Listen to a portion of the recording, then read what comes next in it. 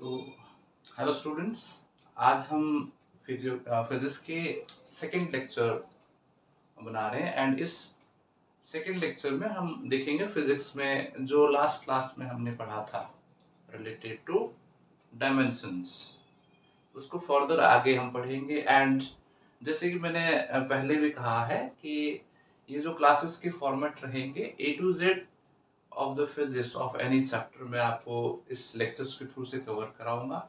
But yes, starting में क्या रहेगा, एनसीईआरटी के राउंड, एनसीईआरटी के क्वेश्चंस जो कि थोड़ा ट्रिकी होते हैं। एंड फर्दर जैसे एनसीईआरटी के क्वेश्चंस खत्म हो जाएंगे, then will be focusing upon JEE mains and NEET के क्वेश्चंस।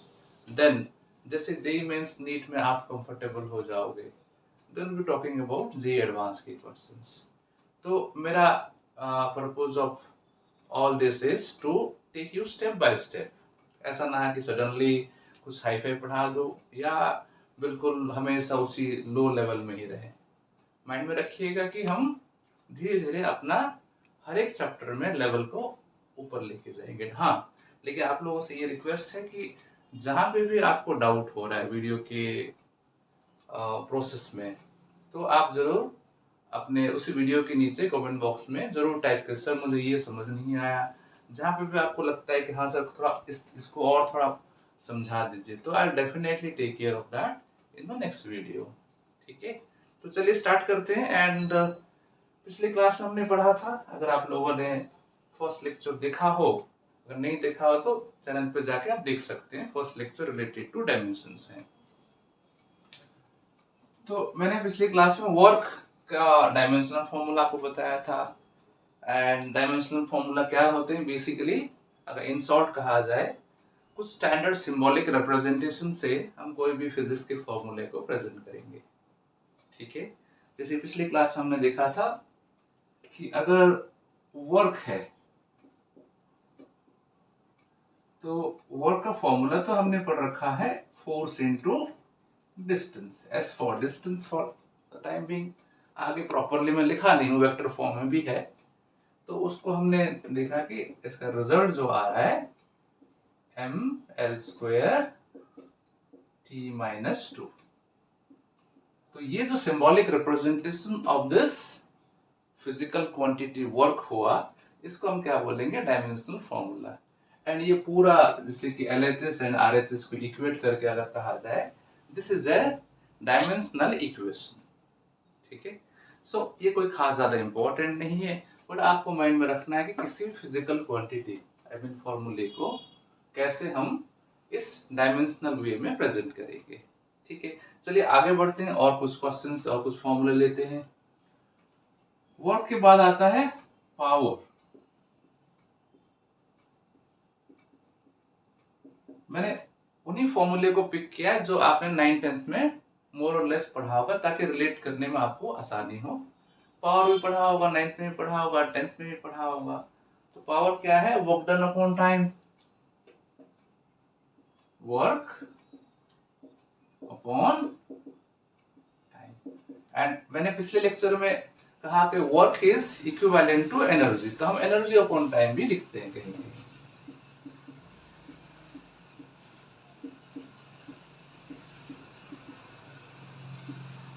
तो वर्क का फॉर्मूला क्या हो गया, dimensional formula ml² t-2।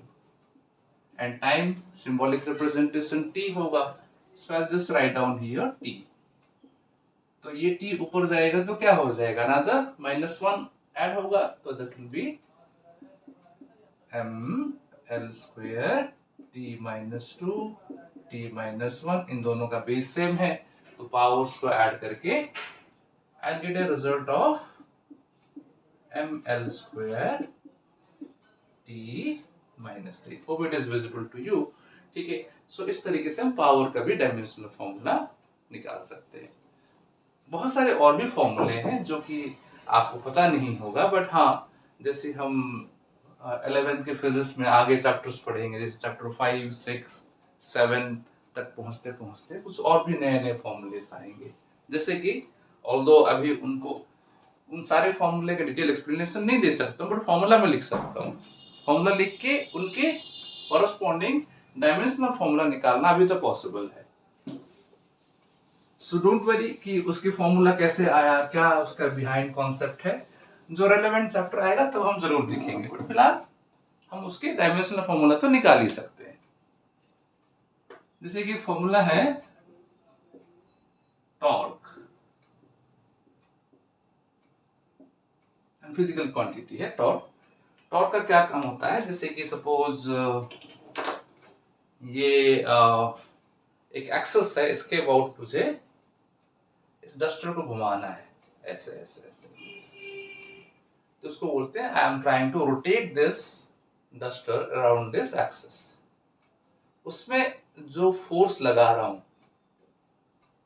And along with its जो डिस्टेंस को इन्वॉल्व करके जो रिजल्टिंग एक नया फिजिकल क्वांटिटी आता है उसको टॉर्क बोलते हैं।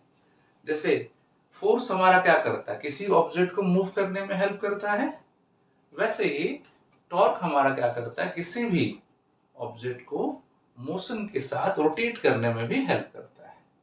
सो torque is related to rotation. Rotation समझ में आ रहा है, किसी एक्सिस के अबाउट किसी ऑब्जेक्ट को घुमाना, इतना सिंपल है। सो टॉर्क का जो फॉर्मूला उस चैप्टर में हम देखेंगे, इट इज लाइक फोर्स तो रहेगा ही इनटू परपेंडिकुलर, ये परपेंडिकुलर सिंबल मैं यूज करता हूं, परपेंडिकुलर डिस्टेंस। किसके किसके बीच में वो हम बाद में देखेंगे, परपेंडिकुलर डिस्टेंस क्या है, बट डिस्टेंस ये है। So in short I can also write कि फोर्स इनटू डिस्टेंस। तो फोर्स का डायमेंशनल फॉर्मूला अगेन पीछे हमने पीछे के वीडियो में बनाया है, ml² या mlt-2। ठीक है, तो जिन्होंने नहीं देखा है तो फर्स्ट लेक्चर में जाके जरूर देखें, ज्यादा समय नहीं लगेगा, हार्डली 20 मिनट्स का लेक्चर है। उसमें भी आप उसको आगे स्किप कर करके भी इसको ढूंढ के देख सकते हो अगर पहले का देखा हो तो। ठीक है, तो mlt-2 इनटू डिस्टेंस का सिंबॉलिक रिप्रेजेंटेशन क्या है, l। तो क्या हो गया, तो m l का स्क्वायर t-2। तो यहाँ पे एक इंसाइट जो मुझे शेयर जरूर करना चाहिए, दैट इज कि आप देख सकते हो टॉर्क एक फिजिकल क्वांटिटी जो कि रोटेशन में हेल्प करता है, उसका डायमेंशनल फॉर्मूला किसी ना किसी के साथ मैच कर रहा है, जो हम ऑलरेडी पढ़ चुके हैं। किसके साथ मैच कर रहा है, सेम डायमेंशनल फॉर्मूला किसका होता है, वर्क का। सेम पीछे देखोगे, वर्क का डायमेंशनल फॉर्मूला ml²t-2 एनर्जी का। तो आप देख सकते हो चाहे वो टॉर्क हो, वर्क हो या एनर्जी हो, इन सब के डायमेंशनल फॉर्मूला जो है is coming out to be the same. मतलब क्या हुआ, क्या वो तीनों सेम क्वांटिटीज है, नहीं है। फिजिक्स वाइज तीनों का सिग्निफिकेंस यूजेस अलग अलग है, कहीं कहीं सिमिलर, कहीं कहीं काम एक दूसरे को हेल्प कर सकते हैं, but they are not the exact same thing. But physical quantities अलग हैं, डायमेंशनल फॉर्मूला अलग अलग हो सकते हैं। तो कभी ये नहीं सोचना है कि अगर डायमेंशनल फॉर्मूला सही सेम है तो दोनों फिजिकल क्वांटिटी का जो मीनिंग है सेम होगा, ये नहीं है। आई होप आप समझ पा रहे हो। तो क्या समरी है, different physical quantities can have the same dimensional formula. अलग अलग फिजिकल क्वांटिटीज के डायमेंशनल फॉर्मूला सेम हो सकते हैं। चलिए, बहुत अच्छी बात है, आगे बढ़ते हैं। सो और एक फिजिकल क्वांटिटी है जो कि आपने 9th-10th में पढ़ा होगा, दैट इज लीनियर मोमेंटम।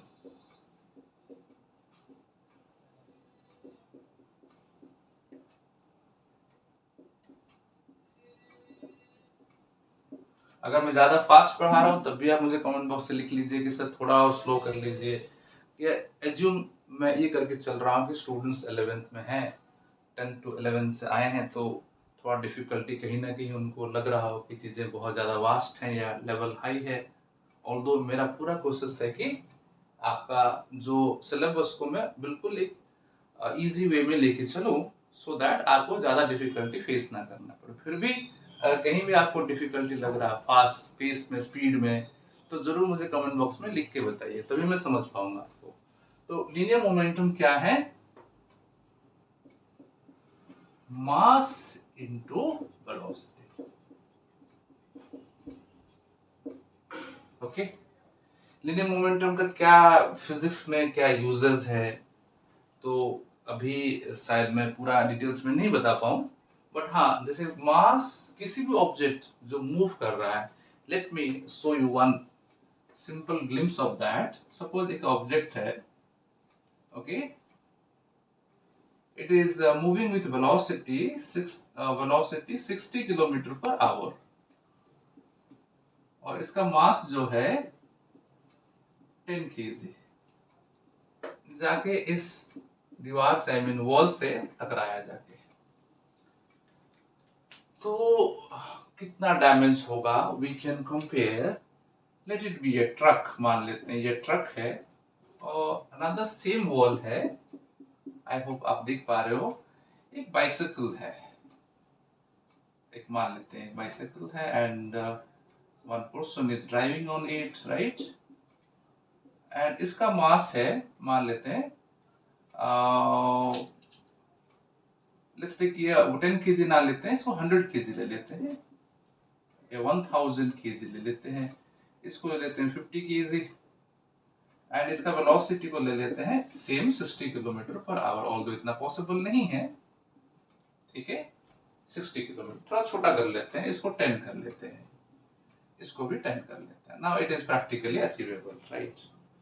तो कौन से केस में, आई मीन ये भी जाके कोलाइड करता है, ये भी जाके कोलाइड करता है, किस केस में ज्यादा डैमेज होगा? ऑब्वियसली ये ट्रक अगर 10 किलोमीटर पर आवर में जा रहा है, so you'll find the damage to the wall या to the truck would be greater। किसी दीवार में जाकर ट्रक टकरा है या साइकिल टकरा है, तो दीवार पे एक कॉमन सेंसियल आंसर है कि जब the truck is colliding the wall will be more damaged. तो डैमेज मतलब फोर्स का इफेक्ट कितना हो रहा है। तो आप देख सकते हो यहाँ पे जो मोमेंटम है, मास इनटू वेलोसिटी, मास कितना है भाई 1000, एंड वेलोसिटी कितना है 10, सो 10,000, ठीक है, के अराउंड क्या लग रहा है, मोमेंटम लग रहा है, दैट इज हम लिख सकते हैं, सो kg into kilometre per hour, यहाँ पे क्या हो जाएगा मोमेंटम, यहाँ से देखें 50 into 10, 500 kg kilometre per hour. आप देख सकते हो कि इसमें मोमेंटम कम है और इसमें मोमेंटम ज्यादा है, तो जहां पे ज्यादा मोमेंटम होगा कॉरस्पॉन्डिंग कोलिजन में क्या होगा, डैमेज ज्यादा पाया जाएगा। ये exactly is not the way of to define the momentum, but one of the ways, possible ways, जिससे कि हम मोमेंटम को समझ सकते हैं हमारे रियल लाइफ में मोमेंटम क्या क्वांटिफाई करता है। ज्यादा मोमेंटम है तो to the wall in this case damage will be more will be the force. कम मोमेंटम है तो वॉल पे डैमेज कम होगा, less is the force affected exerted. तो मोमेंटम एंड फोर्स का भी रिलेशन है, आगे हम देखेंगे, बट फिलहाल इससे ये समझ आया कि मोमेंटम एक जरूरी चीज है जिससे कि हमें किसी भी फिजिकल सिचुएशन में इफेक्ट को, आई मीन डैमेज को समझने में हेल्प होगा। Is it clear to you? Momentum क्या हुआ, मास इनटू वेलोसिटी। फिलहाल इसको मिटा देता हूं।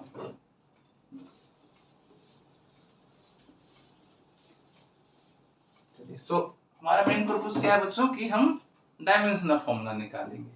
थोड़ा सा हमने डेविएट किया ताकि हम मोमेंटम को रिलेट कर पाए, फिर आगे हम जरूर उसको एक्सपांड करेंगे, फिर पढ़ेंगे। मास का क्या है, सिंबल m है, वेलोसिटी हमने पीछे लेक्चर में कर रखा है, या फिलहाल मैं फिर से कर देता हूँ। मास इज यूनिट केजी है, velocity is metre per second, KG means mass, M symbol है, मीटर लेंथ, सेकेंड टाइम, तो MLT। तो these are the symbolic representation जो मैं लेक्चर 1 में करा चुका हूँ। तो क्या फॉर्मूला हो जाएगा, dimensional formula, I mean ML1T minus 1. So this is the dimensional formula of linear momentum. फिर और एक कॉन्सेप्ट है angular momentum. What is the meaning of linear? कोई भी ऑब्जेक्ट अगर स्ट्रेट जा रहा हो, आई मीन कोई एंगुलर पाथ कवर नहीं कर रहा हो, लीनियरली जा रहा हो, ऑलमोस्ट स्ट्रेट, ऐसे मान के चलते हैं, कोई एंगल वाइज मोशन नहीं हो रहा हो, उस समय में mass into velocity will give us the linear momentum. Clear to you? अब और एक मोमेंटम है, दैट इज एंगुलर मोमेंटम। तो इसमें हम क्या करेंगे, मास into velocity into radius. Radius का क्या कॉन्सेप्ट है हम देख लेंगे फिलहाल।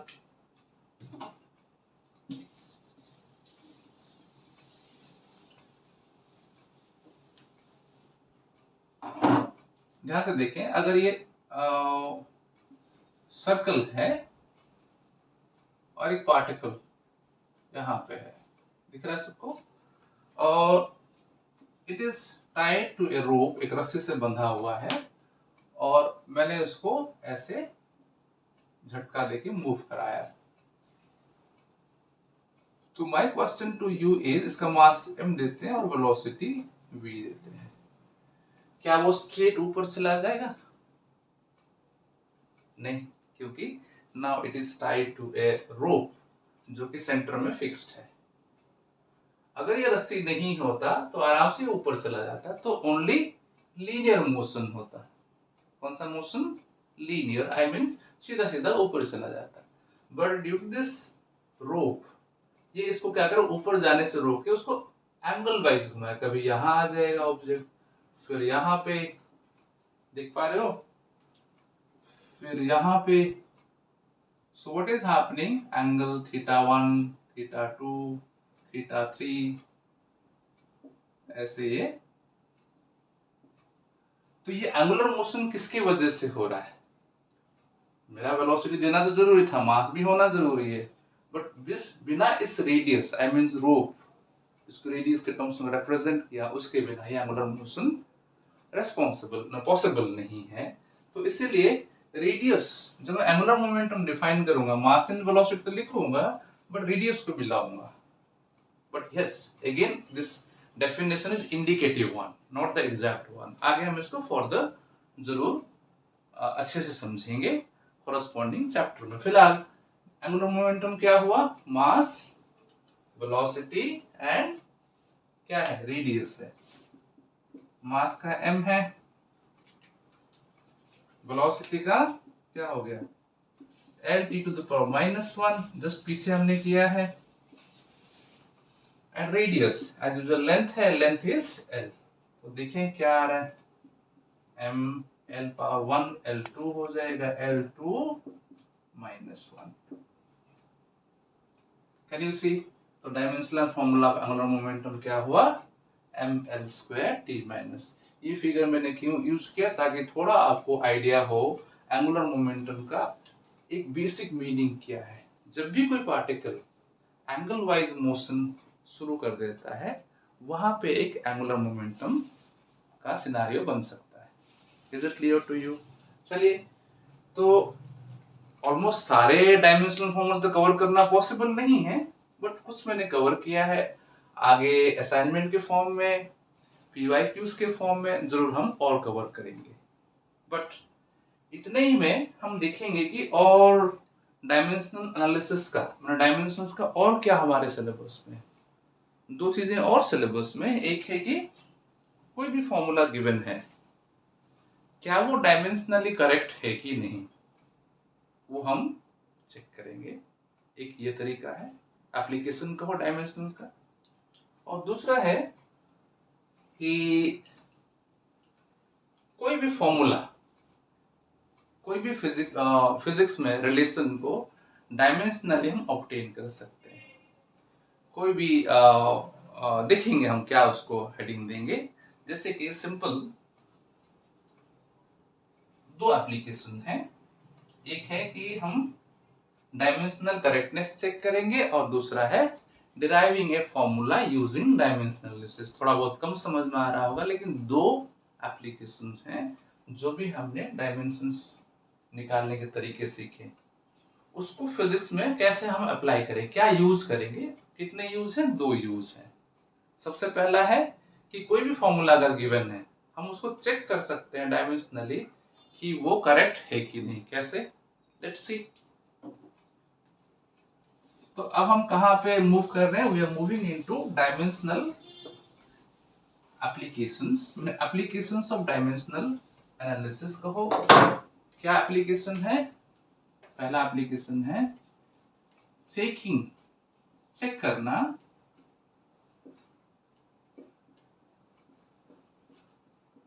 द करेक्टनेस ऑफ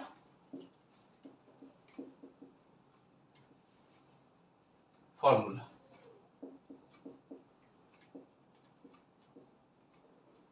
ठीक है, using dimensions.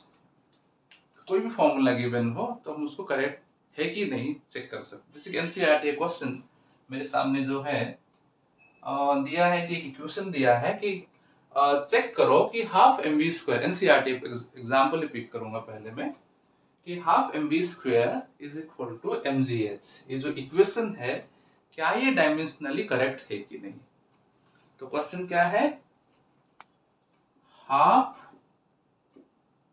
M V square is equal to M G H. तो थोड़ा बहुत मैं आइडिया दे सकता हूँ कि ये सब क्वांटिटीज क्या है। आपने मोरलेस क्लास 9th में काइनेटिक एनर्जी के बारे में पढ़ा होगा। Half M V square, mgh होता है ग्रेविटेशनल पोटेंशियल एनर्जी। कौन सा energy? Gravitational potential. Gravitational potential energy क्या है? इन शॉर्ट, अगर एक ऑब्जेक्ट को हम ऊपर ले जाते हैं to a height h, applying a force कितना?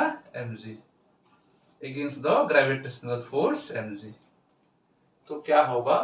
ये जो हम वर्क करते हैं that work will be stored as the potential energy, that is mgh। कैसे डिराइव हुआ आगे हम जरूर पढ़ेंगे। So this is potential energy due to the work done by taking an object from ground to height h, against whom? Against the gravitational force। against होना जरूरी है, नहीं तो पोटेंशियल एनर्जी नहीं आएगा। ठीक है, सो this is kinetic energy and this is mgh। हमारा हेडिंग क्या है कि ये जो इक्वेशन गिवन है डायमेंशनली करेक्ट है कि नहीं चेक करना। कैसे चेक करेंगे? जैसे कि आपने क्लास 9th-10th में मैथमेटिक्स में आपने ये प्रूफ किया होगा, प्रूफ वाले क्वेश्चन कि LHS should be equal to RHS। जब LHS का result is equal to RHS, right hand side का रिजल्ट, तब हम समझते हैं कि हाँ ये जो कॉरस्पॉन्डिंग इक्वेशन हो या थ्योरम हो इट इज करेक्ट। सेम उसी कॉन्सेप्ट यहाँ पे लगाएंगे। अगर LHS का dimensional formula if it is equal two dimensional formula of RHS, क्या लिख रहा हूं समझ आ रहा है? Dimensional formula of LHS left hand side should be equal two dimensional formula of right hand side. अगर ये दोनों बराबर हो जाए देन वी विल से कि ये जो इक्वेशन है करेक्ट है। Very simple. चलिए देखते हैं कैसे इसको प्रूफ करेंगे।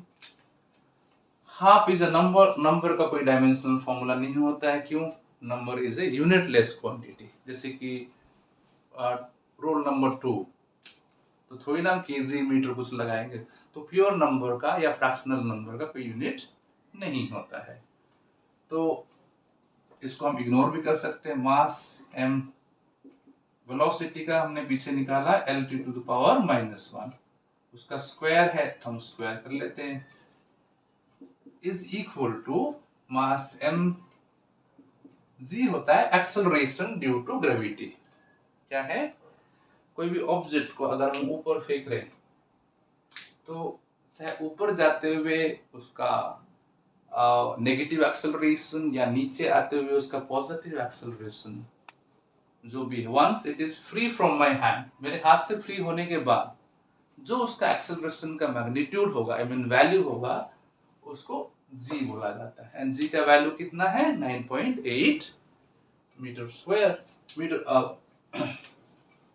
मीटर पर सेकंड स्क्वायर। तो इस g क्या है भाई, एक्सेलरेशन है। क्या है, एक्सेलरेशन। तो g इज एक्सेलरेशन।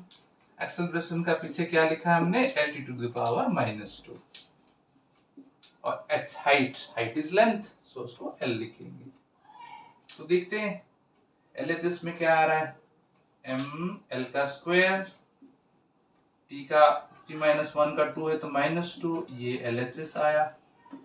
RHS में देखते हैं l square t-2। Now can you see the LHS is equal to, क्या हो गया, RHS, yes or no? That means ये जो इक्वेशन हमें क्वेश्चन में दिया है सॉल्व एग्जांपल की फॉर्म में, सो ये हमारा करेक्ट है। तो कोई भी रिलेशन हो, जैसे कि मैं आपको एक इक्वेशन देता हूँ,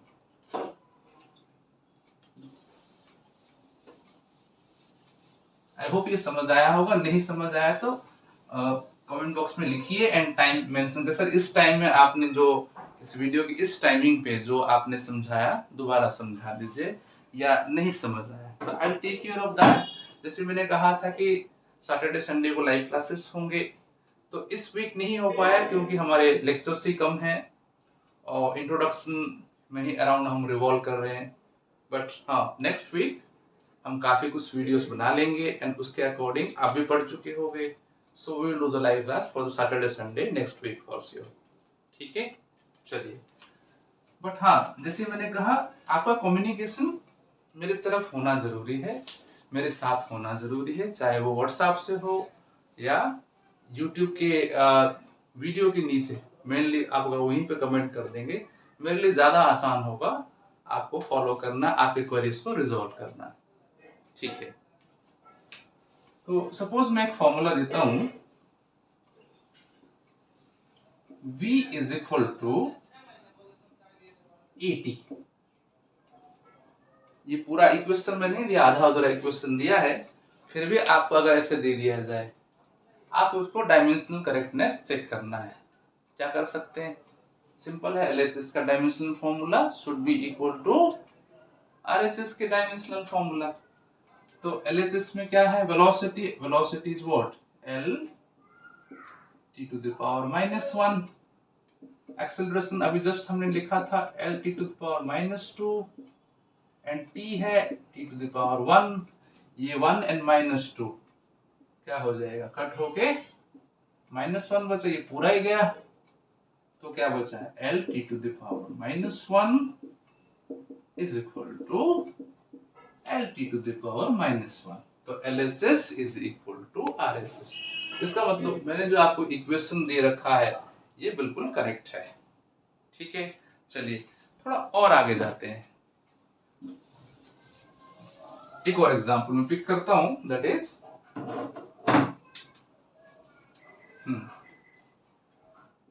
टाइम पीरियड। टाइम पीरियड क्या है, कोई भी हम आगे और फर्दर पढ़ेंगे, थोड़ा चैलेंजिंग है अभी नए क्वांटिटीज को इंट्रोड्यूस करके आपके सामने रखना, क्योंकि ये आगे आने वाले हैं, but I am trying my best कि कम से कम कंफ्यूजन हो और इनको मैं आपके सामने रख पाऊं। ठीक है, time period of a simple pendulum is 2 pi L/G होता है।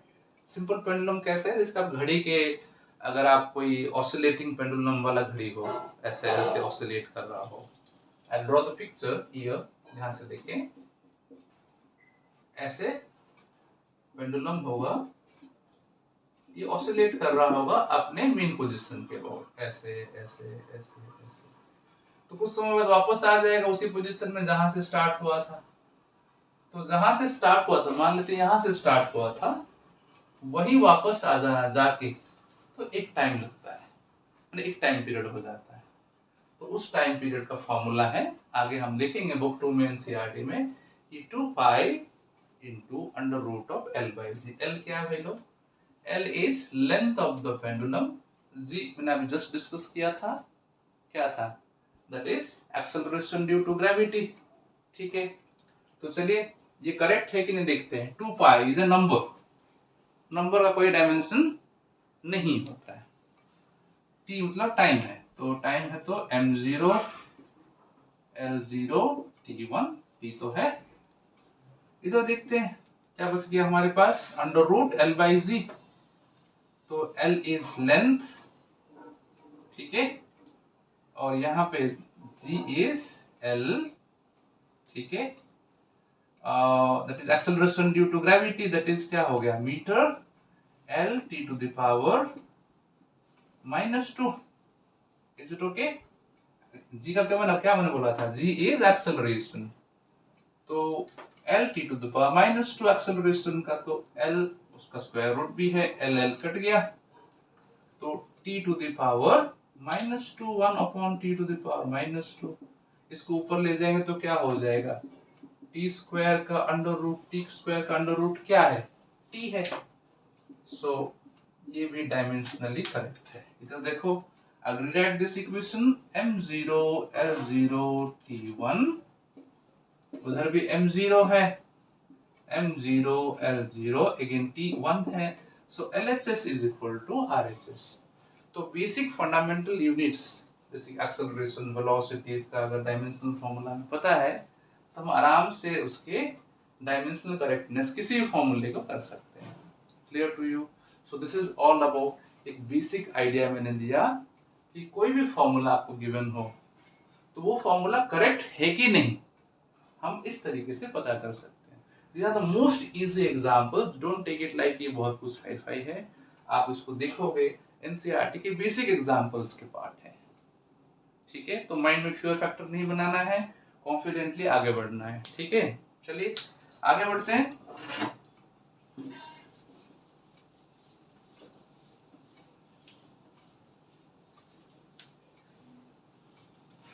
सेकेंड एप्लीकेशन हो सकता है मैं थोड़ा लेटली उसमें मूव करूं, कुछ और भी चीजें हैं, जैसे कि मेरे माइंड में था कि कुछ क्वेश्चंस में जो कि रिसेंटली जितना मैंने पढ़ा है, जो भी चीजें बहुत ही बेसिक लेवल में है, उसके अराउंड भी जेईई नीट में क्वेश्चंस आए हुए हैं। बिल्कुल हाई फाई एप्लीकेशन नहीं है, जितना मैंने पढ़ाया उतना ही पढ़ के भी आप उन क्वेश्चंस को क्रैक कर सकते हो। Let's see one of the questions I pick, देखते हैं जेईई मेंस में इसी साल आया हुआ 2025 में, जैसे कि 2025 अप्रैल साल में 2 बार होता है जेईई मेंस, एक जनवरी में और एक कब होता है, अप्रैल में। तो अप्रैल शिफ्ट में क्वेश्चन आया है कि डायमेंशनल फॉर्मूला निकालिए। एक क्या पूछा है कि दैट इज मास डेंसिटी का डायमेंशनल फॉर्मूला।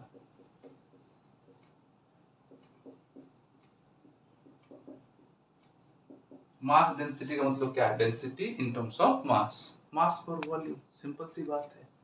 अगर कुछ और डेंसिटी होता तो डेफिनेटली दैट अपॉन वॉल्यूम होता, तो मास डेंसिटी का मतलब है बहुत ही सिंपल है, मास अपॉन वॉल्यूम। आई होप सबको डेंसिटी के बारे में पता होगा, नहीं पता है तो जरूर बिना सोचे आप कमेंट बॉक्स में लिख सकते हो, I will take care of that. Although ऐसा नहीं होगा आपको नहीं पता होगा, ठीक है।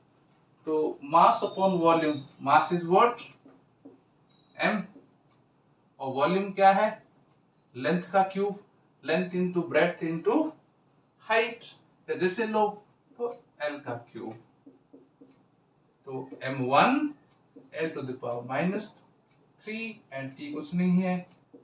सो इतना सिंपल क्वेश्चन है, समझ पा रहे हो कि अगर बेसिक फंडामेंटल्स आपको क्लियर हैं तो आराम से ये one of the JEE mains के क्वेश्चन। अनदर क्वेश्चन इसी के साथ ही है, दैट इज पावर।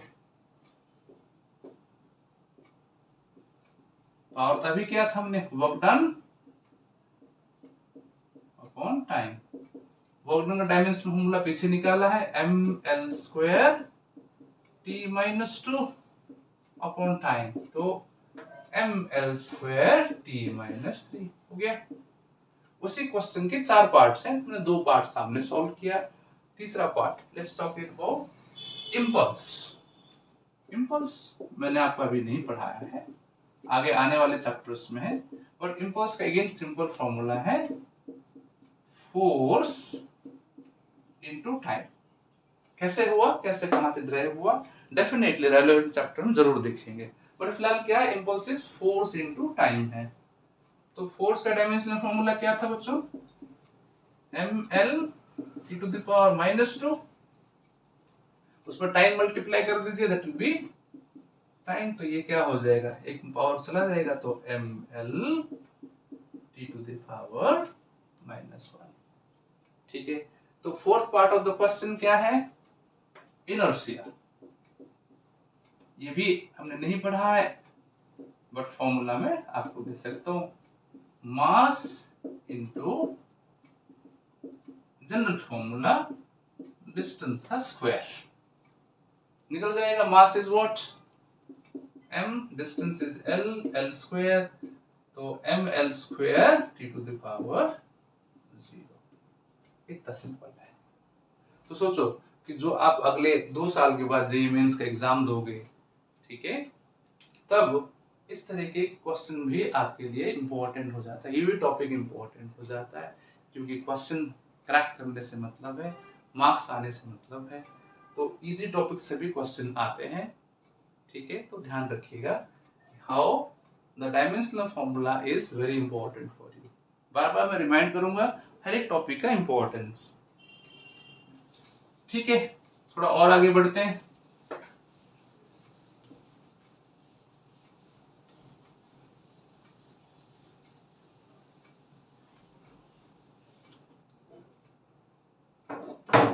जैसे कि अब मैंने आपको एक इक्वेशन देना है, दैट इज v, एक फिजिक्स का इक्वेशन है, v is equal to u plus at। ठीक है, क्या ये इक्वेशन डायमेंशनली करेक्ट है, हमें चेक करना है। ठीक है, तो बहुत आसान है, हमने कहा कि LHS is equal to RHS, है ना, ये कॉन्सेप्ट है, बट यहाँ पे क्या RHS से मल्टीपल टर्म्स हैं। ओके, तो मल्टीपल टर्म्स वाली इक्वेशन जब भी आएगा, चाहे LHS में मल्टीपल टर्म्स हो या RHS में मल्टीपल टर्म्स हो, ठीक है, तो ध्यान में रखना है कि जैसे कि इसका यूनिट क्या है, ध्यान से देखिएगा, मीटर पर सेकेंड। ओके, तो इसका यूनिट क्या हो, क्या इसका यूनिट मीटर और इसका यूनिट लीटर हो, तो क्या मैथमेटिकली करेक्ट बन रहा है कि मीटर एंड लीटर को ऐड करने से मीटर पर सेकेंड आएगा? ऐसा नहीं होगा, इज राइट। जैसे कि मैं आपको सिंपल बता रहा हूं, 2 kg प्लस 3 लीटर, क्या ये एडिशन पॉसिबल है? नहीं, मतलब 2 क्वांटिटी अगर ऐड कर रहे हैं तो दोनों का यूनिट सेम होना चाहिए, एंड रिजल्टिंग क्वांटिटी अगर मैं लिख रखा हूं 5 kg लिखा हूं, तो इस 3 का यूनिट क्या होना चाहिए बताइए? अगर रिजल्ट kg है तो ये भी kg होना पड़ेगा, यस और नो? दूसरा अनदर पॉसिबिलिटी, अगर 2 लीटर है, आई मीन ये 2 kg है एंड 3 लीटर है और रिजल्ट इज 5 लीटर गिवन है, तो मुझे किसको चेंज करना पड़ेगा इक्वेशन को करेक्ट करने के लिए? kg को, तभी तो लीटर प्लस लीटर रिजल्ट भी लीटर होगा, so I change it to litre. तो क्या देख पा रहे हो कि राइट हैंड साइड का सिंगल टर्म का जो यूनिट है, आई मीन रिजल्ट का जो यूनिट है, हर इंडिविजुअल टर्म का यूनिट सेम होना चाहिए। और इसका यूनिट kg है तो इस इंडिविजुअल टर्म का भी यूनिट क्या होना चाहिए? सेम, और इस इंडिविजुअल का भी यूनिट सेम होना चाहिए, तब जाके ये मैथमेटिकली करेक्ट हो रहा है। तो सेम कॉन्सेप्ट यहाँ पे भी लगाना है। अगर ये मीटर पर सेकेंड है तो एनी हाउ इसका भी यूनिट क्या होना चाहिए, मीटर पर सेकेंड। इसका भी यूनिट क्या होना चाहिए, मीटर पर सेकेंड। ठीक है, आई मीन इसका भी डायमेंशनल फॉर्मूला इसके साथ इंडिविजुअल, इसके साथ इंडिविजुअल, ना कि पूरा मिला के, ऐसा नहीं लगाना। ये कंफ्यूजन ना हो तो मैंने एक बेसिक मैथमेटिकल नॉलेज आपके सामने रखा है। Clear to you? तो डायमेंशन फॉर्मूला निकालते हैं, इसका क्या हो जाएगा, L T to the power -1। इसका क्या होगा, ये भी वेलोसिटी में लिखा नहीं हूं, ये फाइनल वेलोसिटी है, ये इनिशियल वेलोसिटी आगे कैसे आया मैं सब सिखाऊंगा आपको। और ये एक्सेलरेशन है और ये टाइम है। वेलोसिटी फाइनल हो इनिशियल, डायमेंशनल फॉर्मूला सेम होगा। इनिशियल वेलोसिटी चाहे इनिशियल हो फाइनल हो, डायमेंशनल फॉर्मूला सेम होगा। अब क्या बच गया, एक्सेलरेशन। एक्सेलरेशन का क्या था, -2, टाइम इज t, तो ये t इसके एक पावर खा गया तो -1। सो आप देख सकते हो l t to the power -1 of RHS is equal to l t to the power 1 a component is equal to, अगर सारे सभी का हर एक कंपोनेंट का डायमेंशनल फॉर्मूला अगर सेम हो तब जाके ये इक्वेशन करेक्ट होगा। सिंपली हम LHS RHS को यहाँ पे ऐड नहीं करेंगे, सिंपली हर एक पार्ट का डायमेंशनल फॉर्मूला रिजल्टिंग पार्ट के डायमेंशनल फॉर्मूला से सेम होना चाहिए। Is it clear to you? ऐसे और भी कई सारे इक्वेशंस हैं जहाँ पे कि मल्टीपल टर्म्स आएंगे।